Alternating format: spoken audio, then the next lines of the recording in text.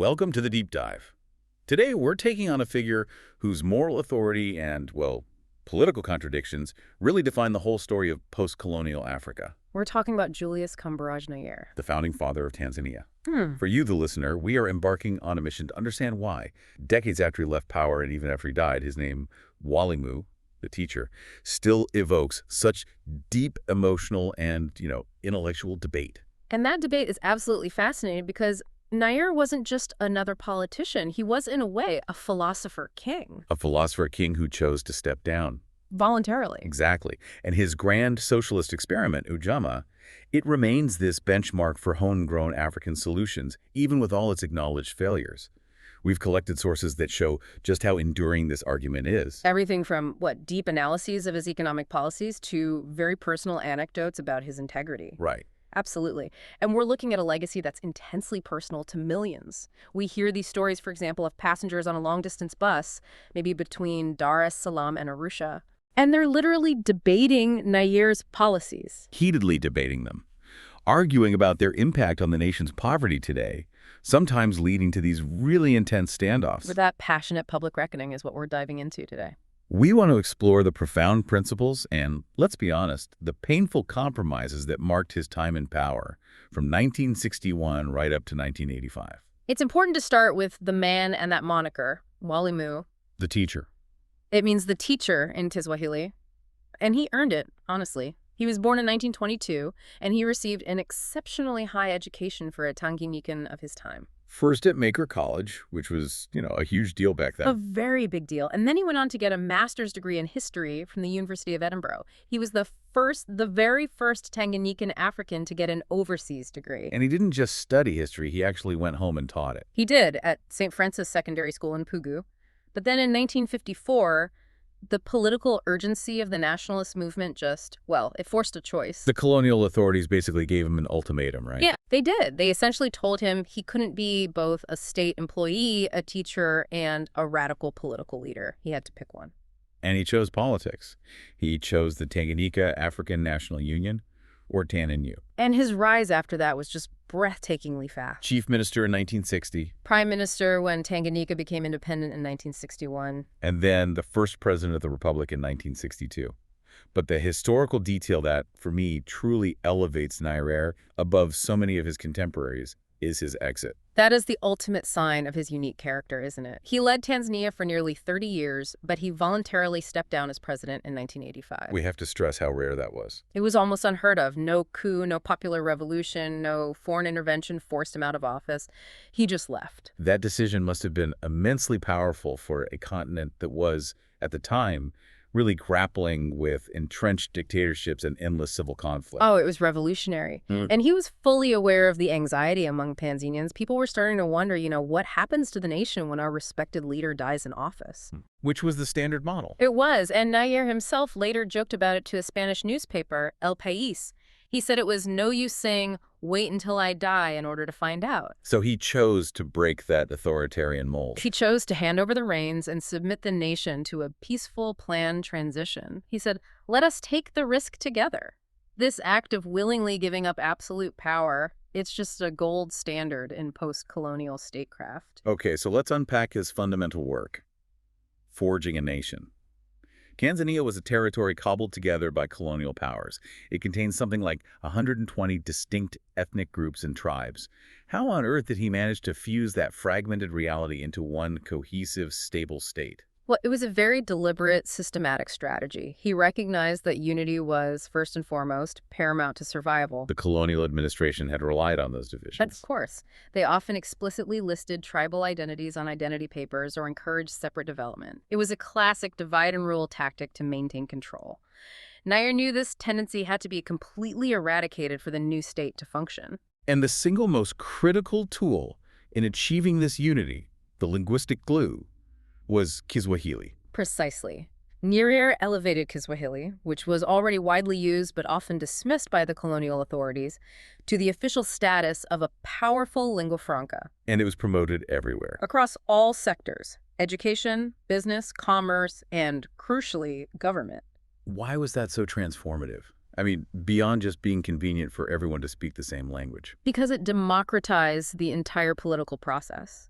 By promoting a language that nearly everyone could speak and understand, regardless of their tribal origin, he drew ordinary people into the decision-making process. So you didn't need to be highly educated in English to participate. Exactly. You didn't need to be an elite to read government documents, engage in commerce, or understand political debates.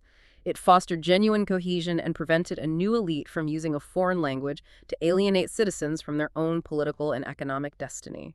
And that non-divisive philosophy, it extended right into his anti-racial stance, which was radical even for a nationalist movement. We see this with his rejection of that popular slogan, Africa for Africans. That phrase, especially in the context of the 1950s, it really meant Black Africans. Nyerere rejected it within TANU, insisting on a purely non-racial vision for the nation he was building. And this wasn't just, empty talk. It had real consequences. It was so consequential that it caused some of the Africanists, the people who wanted immediate Black-only control, to break away from the party entirely. He didn't want to just replace white colonial racial exclusion with a new Black post-colonial version of it? Absolutely not, and you see this after independence. He advocated for Tanganyikanization of the civil service, not Africanization. What's the distinction there? It sounds subtle. The subtle distinction is profound. Africanization often meant replacing white foreigners solely with Black citizens, regardless of their qualifications. But Tanganyikanization meant replacing foreigners with the most qualified Tanganyikan citizens, irrespective of their race, whether they were Asian, Arab, or European citizens of the new nation. So it was based on citizenship and merit, not race. Precisely. He insisted on the fundamental human rights of all people, including, white citizens in places like Zimbabwe or South Africa. He believed they had the same rights as their Black compatriots. And the symbolism he used to convey this message of universal inclusion was, masterful. It really was. But you can consider his personal religious practice. Nyerere was a devout Roman Catholic. But he was frequently photographed wearing a kofia, The traditional Islamic cap.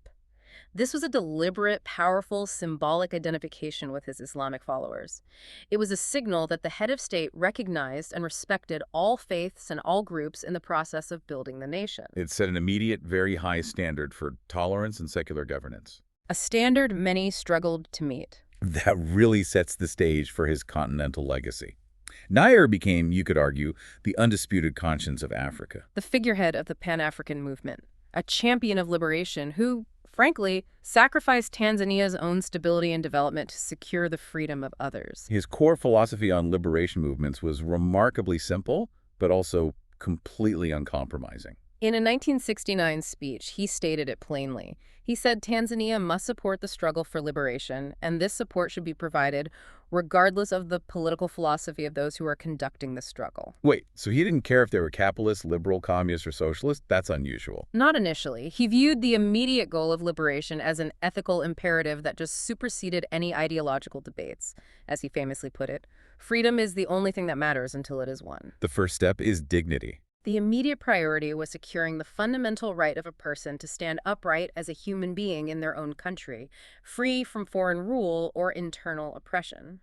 Only once that dignity was secure could the deeper discussion about what kind of society you want to build even begin. That clarity, though, came at a serious, quantifiable cost to Tanzania. It certainly did. Nyerere repeatedly chose moral principle over foreign aid. We see this in several key instances. Like with West Germany. He rejected crucial West German aid because Bonn insisted that Tanzania sever ties with newly independent Zanzibar, which West Germany didn't recognize. And he also famously sacrificed British aid in 1965. He did, in protest over the UK government's refusal to use force following Rhodesia's Unilateral Declaration of Independence, or UDI. To reject major financial lifelines for a political principle, that's a level of commitment very few leaders today, or even then, would dare to make. Exactly.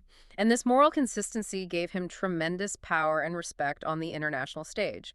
It's why Tanzania was entrusted with such a critical role in continental affairs. He was a foundational voice in the formation of the Organization of African Unity, the OAU, in 1963. And he didn't just talk. He immediately invited the OAU Liberation Committee to set up its headquarters in Dar es Salaam, which instantly cemented Tanzania as the primary rear base for every major liberation movement fighting settler regimes and colonialism in southern Africa. Frelimo in Mozambique, the ANC in South Africa, MPLA in Angola, SWAPO in Namibia, ZANU in Zimbabwe, they all came to Dar es Salaam. And hosting these movements wasn't just, diplomatic paperwork. It meant genuine military risk for the Tanzanian people. A huge risk. The Portuguese colonial forces were enraged by Frelimo's use of Tanzanian territory. They conducted bombing raids on villages near the border with Mozambique. So Tanzanians were paying a price. The Tanzanian population was repeatedly mobilized to provide moral, material, and military training support. They were literally putting their lives and their very limited resources on the line for the freedom of their neighbors. His international clout was felt even beyond Africa. That Commonwealth challenge he issued in 1961 is a masterclass in diplomacy and defiance from a brand new independent state. He essentially told the Commonwealth, which was still dominated by Britain, that if South Africa remained a member under apartheid, Tanzania would boycott. A huge move for a small country. It was a potent threat that successfully rallied other Commonwealth nations, and it ultimately persuaded South Africa to withdraw its application to remain in the organization. He used that multilateral arena to enforce moral standards. And his wit was a powerful diplomatic tool, too. Let's revisit that 1975 Jamaica Commonwealth Summit anecdote.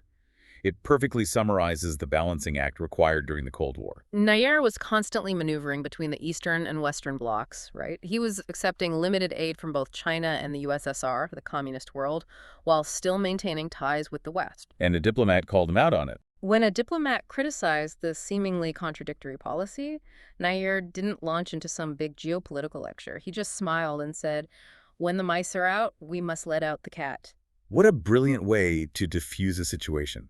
He's saying the immediate threat, poverty and underdevelopment, the mice was so pressing that he would accept help from any source, the cat, whether it was Soviet or Chinese, to deal with it. It allowed him to maintain Tanzania's non-aligned status while subtly signaling that the economic needs of the global South would dictate his foreign policy, not the ideological demands of the superpowers. Now, perhaps the most controversial and decisive moment of his Pan-African policy was his willingness to defy the OAU's foundational principle of non-intervention. You're talking about the invasion of Uganda to remove Idi Amin in 1978. Exactly. This challenged the very definition of Pan-Africanism. It did. Amin had provoked Tanzania by invading and annexing a section of the Kagera region. But Nyerere's primary motivation for the counter-invasion, for sending the Tanzania People's Defense Forces into Uganda, it went beyond just territorial defense. He argued the slaughter of Ugandans under Amin was everyone's business. Right. The OAU's standing position was this sterile, legalistic one, non-intervention in the internal affairs of other states. Nyerere argued, and very forcefully, that the killing of Africans in any part of Africa should concern all leaders. So true Pan-Africanism couldn't just be a club for protecting sitting heads of state. It had to be based on the security and dignity of the peoples themselves.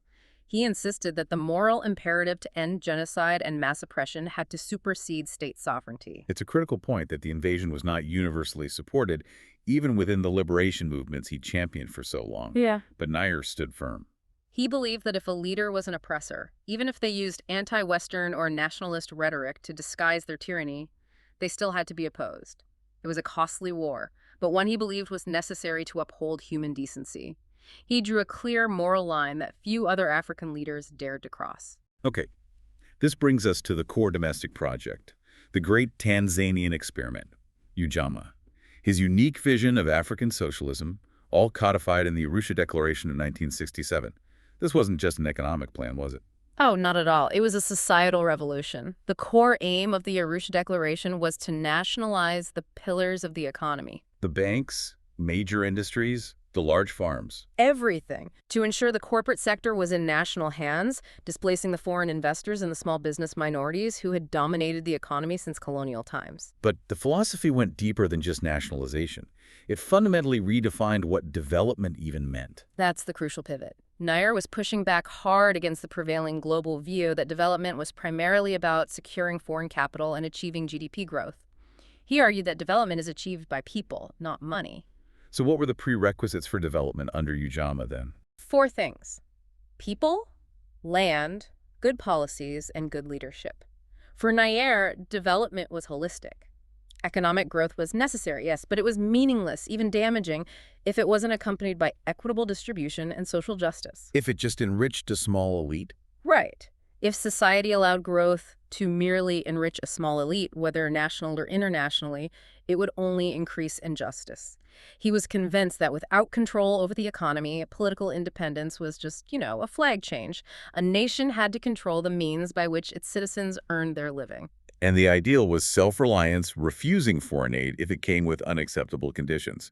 But here is the massive, painful contradiction that critics always point to. The reality of aid dependency under Ujamaa. It's the Achilles heel of the whole policy. It is. Despite the powerful rhetoric of self-reliance, the actual dependency on foreign aid increased dramatically after 1967. In 1967, aid dependency was about 26% of the national budget. A decade later, it was nearing 70%. Wow. Why did the philosophical strength of self-reliance fail so dramatically in practice? It was a combination of factors. First, the political sacrifices he made, like rejecting British and West German aid, forced him to look elsewhere, primarily to China and Nordic countries. But that only shifted the dependency, it didn't eliminate it. And the domestic projects were massive. The sheer scale of them, like mass education and villagization, required huge upfront capital investment that Tanzania simply couldn't generate domestically, especially as its internal agricultural structures were being forcibly reorganized. The ideal of self-reliance, though noble, was just overwhelmed by the developmental needs of a very poor nation. Let's look specifically at his view on land, which is just essential to understanding Ujamaa. He rejected the entire concept of land as private property. He did. He rejected it as a commodity to be bought and sold. This philosophy, which he outlined in his 1958 pamphlet, Malia Taifa, or National Property, posits that land is a free gift from God to all creation. Available to everyone to use during their lifetime. Exactly. Since humans don't create it, they cannot own it as private transferable property. And his greatest fear regarding freehold land ownership was the creation of a parasitic class. That's right. He feared it would lead to deep social differentiation, class conflict, and the emergence of speculators. A parasite class surviving solely on speculation and charging exorbitant rent, thereby robbing actual workers, especially farmers, of the products of their labor. He equated it with a voluntary acceptance of slavery. It's a powerful argument against capitalism's deepest structures. But here is where we hit the most devastating political contradiction in his domestic policy. While he abolished freehold land, he embraced the colonial-era system of vesting control in the state. This is a critical legal and political point that often gets missed. Nyerere abolished the colonial freehold system, yes, but he kept and utilized the Colonial Land Ordinance of 1923. And what did that do? It statused the land. It meant all land was vested in the state, overseen by the president or his bureaucracy. The intent was to protect the poor, but the unintended consequence was that government bureaucrats, not private landlords, became the ultimate controllers. So the state replaced the landlord. And how did that practically impact the people on the ground? It meant that traditional customary land claims, which are the basis of security for rural Africans, could be swiftly overridden by an administrator's pen. Which is precisely the kind of power Nyerere feared from the capitalist class. And this power was institutionalized in laws like the Land Acquisition Act of 1967. And we see the devastating consequences of this power in cases like the Hanang land alienation. The Hanang case is heartbreaking because it shows the painful clash between the Mwalimu ideal and the state reality. In the 1970s, Nyerere's government needed large tracts of land for a national agricultural corporation, NAFCO. So they just took it. They forcibly alienated land in Hanang, evicting the local Barbeg and Iraq people who resisted. When police were sent in to enforce the evictions, it became a clear use of state violence against its own citizens in the name of development. And when the villagers sued, and even when Nyerere was personally appealed to, he declined to intervene. He cited that the matter was in the courts, which demonstrates the rigidity of the legal structure he inherited and maintained. The people were forced to endure the consequences of statist land control, a central bureaucracy replacing traditional community ownership. And that completely undermined the premise of Ujamaa as a bottom-up, people-led ideal. It did. And this internal struggle over economic ideology was quickly amplified internationally when Nyerere faced the full conservative force of the Washington Consensus in the 1980s. This was the era of Thatcherism and Reaganism. Characterized by conservative ideologies pushing globalization, liberalization, and privatization through structural adjustment programs, or SAPs, dictated by the IMF and the World Bank. And Nyerere met this pressure with what was famously described as stiff-necked resistance. He didn't just resist the policies, he resisted the sheer arrogance of the institutions wielding that power. His scathing 1980 critique delivered to diplomats in Arusha is legendary. He publicly challenged them. He did. He asked, "When did the IMF become an international ministry of finance? When did nations agree to surrender to it their power of decision-making?"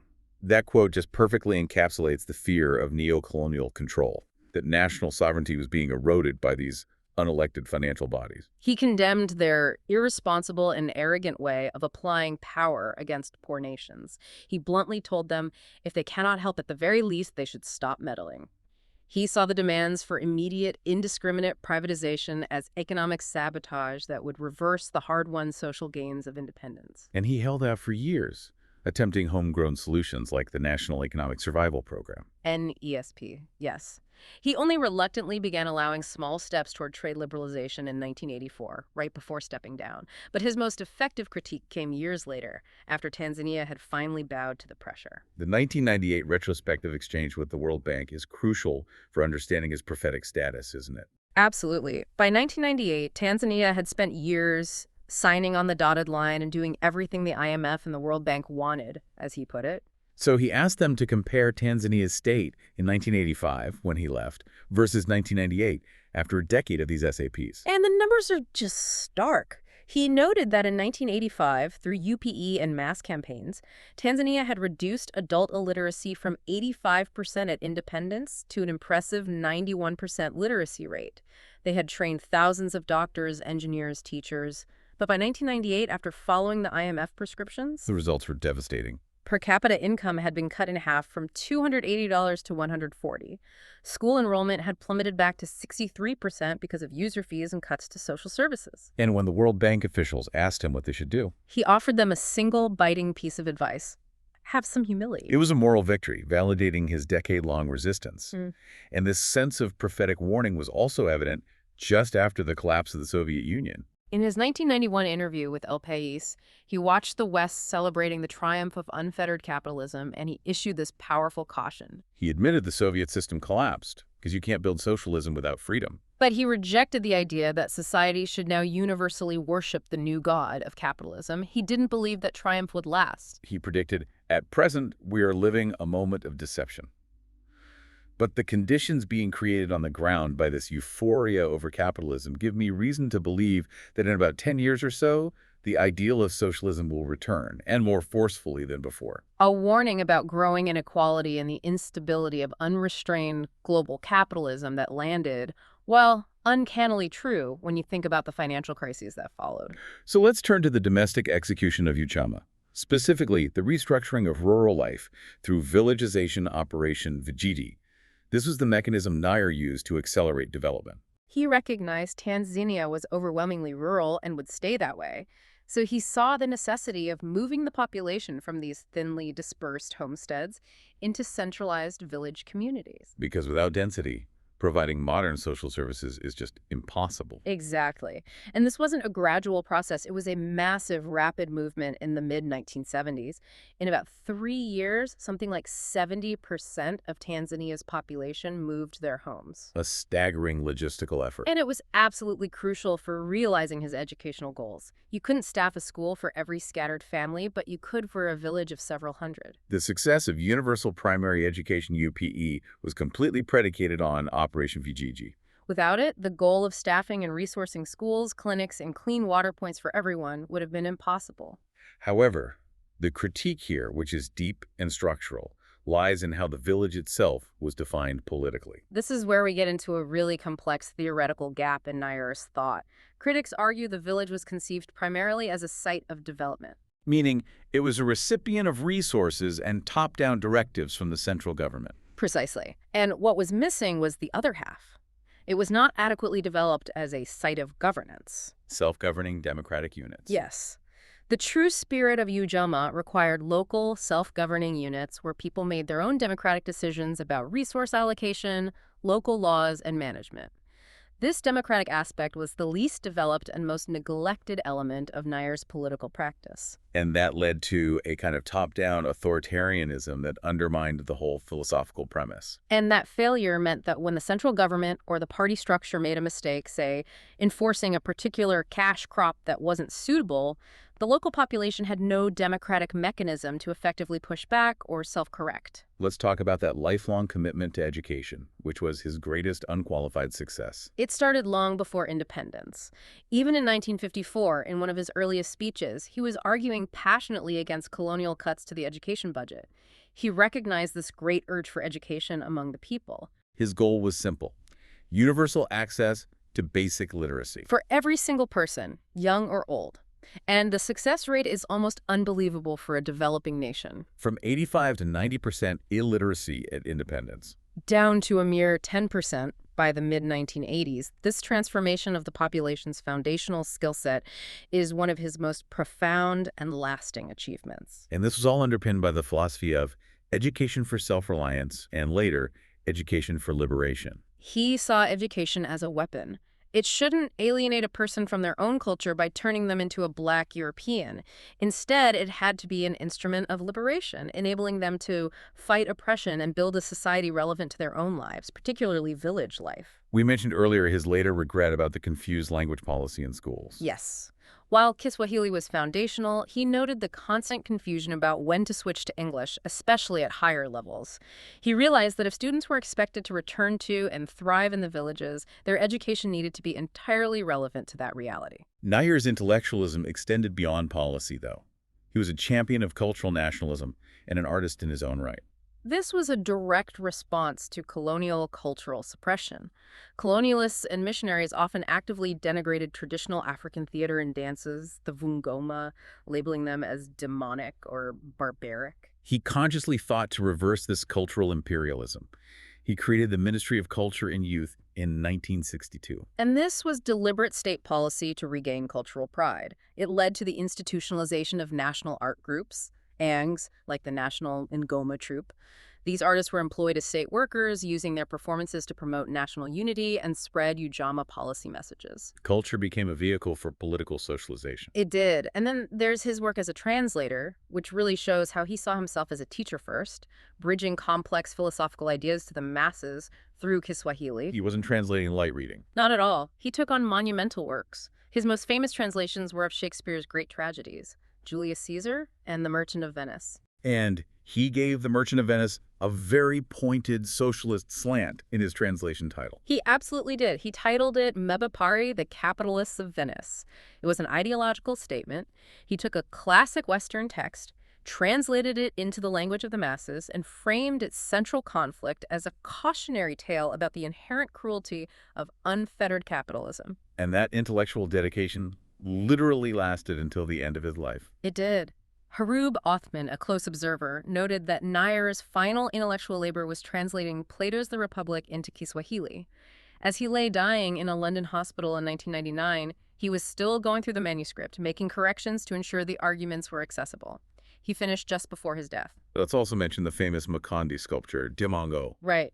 The Makonde people traditionally carved Dimongo to represent the collective lineage.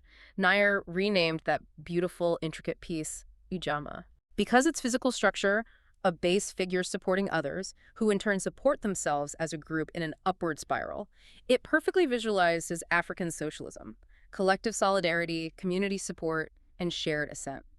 We now arrive at the most challenging area of Nyere's legacy: the deep contradictions between the philosopher who championed liberation and the pragmatist statesman who retained and utilized oppressive colonial-era laws. This tension, it really stems from his core philosophical belief in the priority of the community over the individual. Nyere's vision of human rights was communitarian. It even influenced the African Charter on Human and People's Rights in 1981 to include collective rights. But domestically, this preference for community stability over individual liberty meant that for decades he rejected a fundamental element of modern democracy: a Bill of Rights. He rejected it in the Independence Constitution in 61, the Republican Constitution in 62, and the Permanent Constitution in 77. He worried that enshrining individual rights would allow wealthy individuals to use legal technicalities to undermine the socialist policies meant for the wider community. It was only incorporated in 1984, the year before he retired. And only due to increasing internal popular pressure. And his government actively retained and used some truly draconian colonial laws. They did. The Penal Code, the Collective Punishment Ordinance. But perhaps most shocking was the retention of the Deportation Ordinance of 1938. a colonial law that allowed the head of state to deport citizens from one part of the country to another without charge or trial. And then there was the law he specifically enacted, the Preventive Detention Act of 1962. This law legalized detention without due process or trial.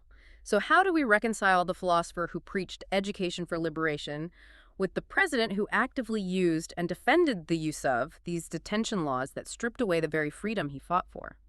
Doesn't the means ultimately poison the moral clarity of the end? That is the essential, brutal question of his legacy.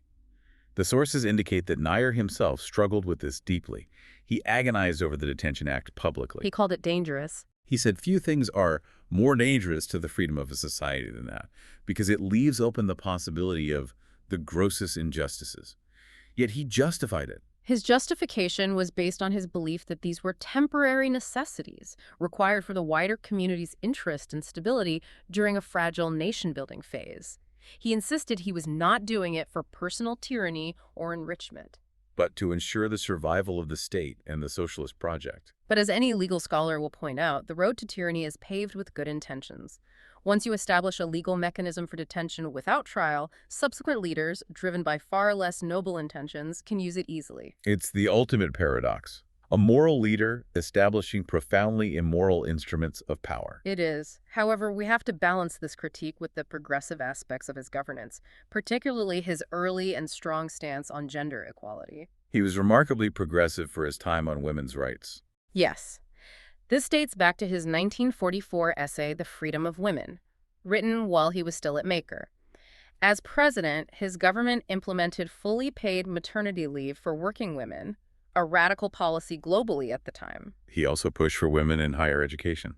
He insisted that girls should be allowed to enter institutions of higher learning immediately after national service, without the 2-year waiting period required of boys, specifically to address the historical marginalization of women in education. And his philosophy continued to influence justice long after his political power waned. That's true. We see cases where Tanzanian judges, relying on the anti-discrimination philosophy in his writings, ruled against discriminatory customary laws.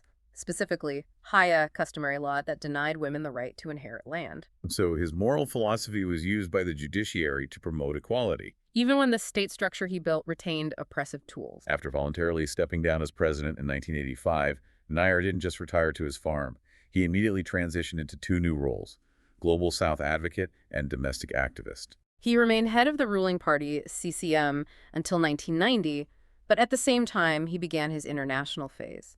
He chaired the South Commission from 87 to 90. Which resulted in the seminal Challenge of the South report. A unified strategy for developing nations. And following that, he established the South Center in Geneva in 1991. This was a brilliant move.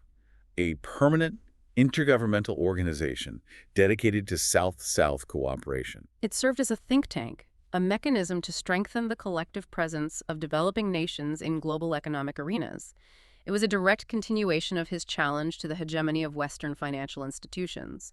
He wanted to give countries of the global South the analytical ammunition to face what he colorfully called the Northern bulldozers. But his domestic activism was perhaps even more potent. He became a significant and often embarrassing critic of the successor governments of his own party. His retirement was a call to arms for critical thinking. He actively pushed for the reintroduction of multi-party politics in 1992. Arguing the one-party state had served its purpose but was now stifling democracy. He encouraged citizens to engage critically, even openly advocating for independent candidates in subsequent elections, often going against the official party line he had helped establish. He was effectively telling Tanzanians, I built this house, but if it starts falling apart, you have a right to change the architects. And he remained a tireless worker for peace, serving as the UN's chief facilitator for the Burundi peace negotiations, right up until his death in 1999. A statesman committed to conflict resolution until his very last breath.